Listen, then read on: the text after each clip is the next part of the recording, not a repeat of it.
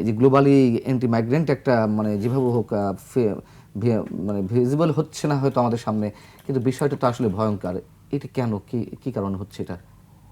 এটার একটা অর্থনৈতিক কারণ আছে। আচ্ছা, অর্থনৈতিক কারণটা হলো অর্থনৈতিক এবং সামাজিক দুটো কারণ রাজনৈতিক আছে। এখন রাজনীতিতে রূপান্তরিত হয়েছে।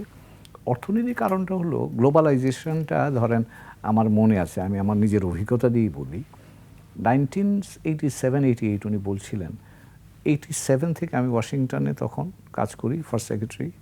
তখন প্রথম বাংলাদেশিরা রেগান সাহেবের অ্যামনেস্টি, উনি অ্যামনেস্টি দিয়েছিলেন, বলেছিলেন যে কেউ যদি প্রমাণ করতে পারে যে গত 2 বছর, সে একটা ডেট ছিল, এর আগে 2 বছর যাবৎ মার্কিন যুক্তরাষ্ট্রে ছিল, তাহলেই তাকে গ্রিন কার্ড দিয়ে দিত।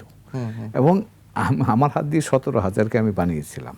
অর্থাৎ আপনি এসছেন আজকে, আপনি পাসপোর্ট বললেন যে আমার তোর কিছু নাই, আমি তো 2 বছর থেকে আছি এখানে, আসতো আমাদের কাছে, আমরা দিয়ে দিতাম।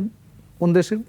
বাংলাদেশের মানুষ। পাসপোর্ট দিয়ে দিলাম, ওই ইমিগ্রেশন অফিসে গিয়ে বললো যে আমি এই 2 বছর থেকে আছি এখানে, এই যে আমার পাসপোর্ট ঠিকানা, তোমরা আমাকে গ্রিন কার্ড দাও, দিয়ে দিত। তো এই তখন বাংলাদেশি প্রথম ঢেউটা শুরু হয়, যেটা বলছিলাম যে আপনি যে প্রশ্ন করেছিলেন। লেট 80s থেকে, 80-র দশকের পর থেকে যখন আস্তে আস্তে গ্লোবালাইজেশন প্রক্রিয়াটা শুরু হলো, তার একটা মাইলস্টোন ছিল প্রেসিডেন্ট ক্লিন্টন 1993-তে যখন ন্যাফটা চুক্তি করলেন। চুক্তির প্রধানই হচ্ছে এটা ফ্রি মার্কেট, মার্কিন যুক্তরাষ্ট্র, মেক্সিকো এবং কানাডা। এখানে goods and services freely, capital freely চলাফেরা করতে পারে। তখন মার্কিন যুক্তরাষ্ট্র পুঁজিবাদী দেশ, তখন আমরা মানে মার্কিনিরা তখন করলো কি, বড় বড় ইন্ডাস্ট্রিগুলা লেবার কস্ট ওখানে কম মেক্সিকোতে, ফ্যাক্টরিগুলো পার্টিকুলার প্রথম শুরু করলো আপনার গাড়ির ফ্যাক্টরিগুলো, ক্রাইসলার, জিএম, এদের ফ্যাক্টরি নিয়ে চলে গেল ওইদিকে। ফ্যাক্টরি গেল, টেকনোলজি গেল, ক্যাপিটাল গেল, মানুষ তো গেল না। আমেরিকানরা যারা এগুলোতে কাজ করতো তারা কিন্তু যেতে পারলো না। এই গেল প্রথম ধাক্কা। এবং এটা কানাডা এবং আমেরিকাতে 2 জায়গাতেই হয়েছে। কিন্তু এরা 2 জনেই গিয়ে এখন ইনভেস্ট করছে মেক্সিকোতে, কম দামের লেবার শ্রমিককে ব্যবহার করে তারা ব্যবসা করছে। মার্কিন যুক্তরাষ্ট্র এইটা হলো প্রথম ধাক্কা। মধ্য আমেরিকা যেটাকে বলা হোয়াইট, বেসিক্যালি হোয়াইট, পেনসিলভেনিয়া, আইওয়া, তারপরে আপনি উইসকনসিন, মিশিগান, এই জায়গাগুলোতে।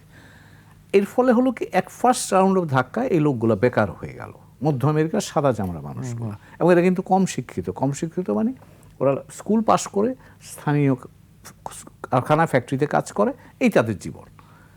এইটা চলতে থাকলো কয়েক বছর।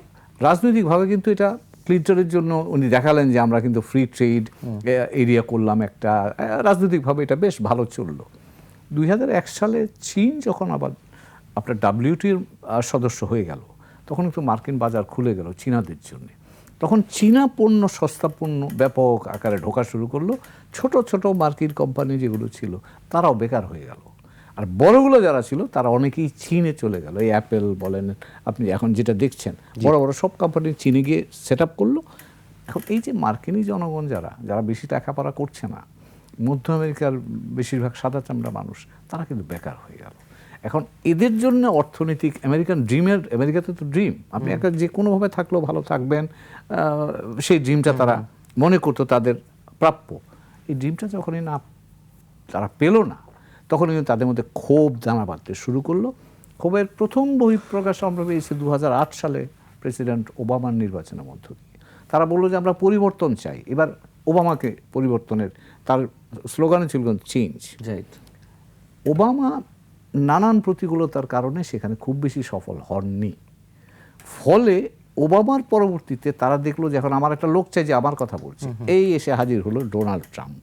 এবং ডোনাল্ড ট্রাম্প, আপনারা যদি মনে করতে পারেন, 2016 সালে তিনি কিন্তু এই মেক্সিকানদেরকে রেপিস্ট বলতো, মুসলমানদেরকে নানানভাবে করতো, অর্থাৎ মুসলমানদের প্রবেশের ক্ষেত্রে নিষেধাজ্ঞা সেটা পরে এসছে। ইলেকশনটা তিনি করেছেন, ইলেকশনটার ক্যাম্পেইনটা ছিল এই বহিরাগতরাই তোমার, এই মাইগ্রেন্টরা তোমার চাকরি নিয়ে যাচ্ছে, তোমার কাজ নিয়ে যাচ্ছে, তাদের আমরা চাই না, তাদেরকে বের করতে হবে।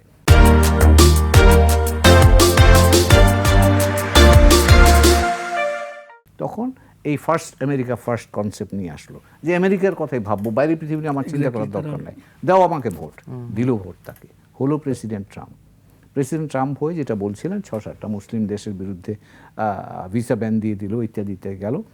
এবার যখন বাইডেন আসলো, এই বাইডেন প্রশাসনের সময়তেও কিন্তু আপনি বাইরের পৃথিবীতে আপনি মার্কিন যুক্তরাষ্ট্র অভ্যন্তরীণভাবে কিন্তু বিভাজিত হয়ে আসছে এখন। দুই কোস্ট, আটলান্টিক কোস্ট এবং প্যাসিফিক কোস্ট, এই দুই কোস্টের শিক্ষিত মানুষ, টেকনোলজি ওরিয়েন্টেড মানুষ, তাদের অবস্থা কিন্তু ভালো হলো। ভেতর মাঝখানে যে জনগোষ্ঠীটা আছে তাদের অবস্থা কিন্তু আর তেমন তুলনামূলকভাবে ভালো হলো না। ফলে এরা হতাশ হয়ে গেল। এবং এখন যে ইনফ্লেশন, কোভিডের পরে ইনফ্লেশনের ফলে আমি নিজে আমরা ধরেন আমি তেল কিনতাম 93 সেন্টস এ গ্যালন, আচ্ছা, 1 গ্যালন। আমি সেই কথা ধরেন, অথবা আমি 2007-এও যখন ছিলাম তখন ধরেন এই $2 নিচে গ্যালন। এখানে এই বাইডেনের সময়তে তেলের গ্যালন হয়ে গেল গিয়ে আপনার $6-7। তো মার্কিনদের কাছে এটা মনে হচ্ছে যে ইনফ্লেশন বাইটিং, জিনিসপত্রের দামও বেড়ে গেল। এখন এই অবস্থায় ট্রাম্প এবার এসে বললেন ইনফ্লেশন অ্যান্ড ইমিগ্রেশন, এই দুটো এই দুটো আমি চাই, আমাকে ভোট দিলে আমি দুটো সুরাহা করে দেব। মানুষজন তাকে ঝাঁকে ঝাঁকে ভোট দিয়ে দিল। এবং তিনি কিন্তু খালি ইলেকট্রাল কলেজের ভোট বেশি পাননি, তিনি কিন্তু পপুলার ভোটেও জিতেছেন। তো একটা অসাধারণ ফলাফল করেছেন। প্রেসিডেন্সি, কংগ্রেস সব তার নিয়ন্ত্রণে এখন চলে আসছে। তো কাজেই মার্কিন যুক্তরাষ্ট্র যেটা প্রশ্নটা করেছিলেন, মার্কিন যুক্তরাষ্ট্রে অভিবাসন বিরোধী এখন আওয়াজ বা অনুভূতিটা প্রচন্ড শক্তিশালী, এবং সেই কারণে এটা কিন্তু খুব পপুলার। এই যে উনি যে মাইগ্রেন্টদের বিরুদ্ধে অ্যাকশন নিচ্ছে, ডেমোক্রেটরা বিরোধিতাও করতে পারছে না, বিকজ পলিটিক্যালি এটা খুব এক্সপেন্সিভ হয়ে যাবে, কস্টলি হয়ে যাবে। কাজে ওরা বিরোধিতা করতেও পারছে না, বিকজ এটা ঢেউটা তো প্রচন্ড শক্তিশালী। কেন তাদের ডোমেস্টিক পলিসি